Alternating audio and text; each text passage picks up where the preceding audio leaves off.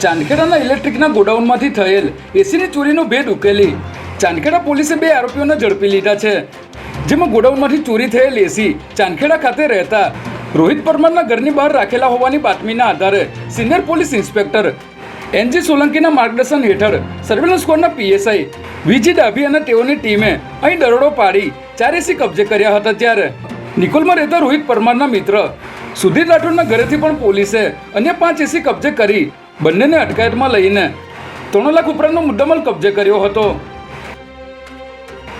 લાલ દરવાજા ખાતે આવેલ દસક્રોઈ તાલુકા પંચાયતનો કર્મચારી 8,000ની લાંચ લેતા રંગે જ ઝડપાઈ ગયો છે, જેમાં અમદાવાદના નવાપુરામાં રહેતા ખેડૂતે એક જમીન ખરીદી હતી અને તેઓ આ જમીન ભૂજમુક્ત હોવાનું સર્ટિફિકેટ લેવા પંચાયત ઓફિસે ગયા હતા, જ્યાં કોન્ટ્રાક્ટ પર નોકરી કરતા વસીમ અકરમે 20,000 રૂપિયાની લાંચ માંગી હતી અને અગાઉ 10,000 લઈ પણ લીધા હતા। ત્યારે ફરિયાદીએ એસીબીનો સંપર્ક કરી ફરિયાદ આપતા એસીબીની ટીમે ઓફિસમાં છટકું ગોઠવી વસીમ અકરમને 8,000ની લાંચ સ્વીકારતા રંગે જ ઝડપી લીધો હતો।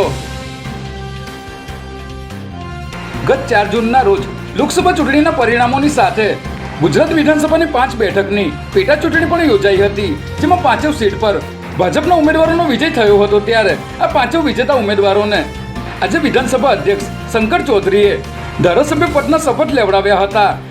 આ સાથે જ વિધાનસભામાં ભાજપનું સંખ્યાબળ 156થી વધીને 161 સુધી પહોંચી ગયું છે। આ પ્રસંગે સીએમ ભૂપેન્દ્ર પટેલ સહિત રાજ્યના મંત્રીમંડળના સભ્યોએ આ નવનિયુક્ત ધારાસભ્યોને અભિનંદન પાઠવ્યા હતા।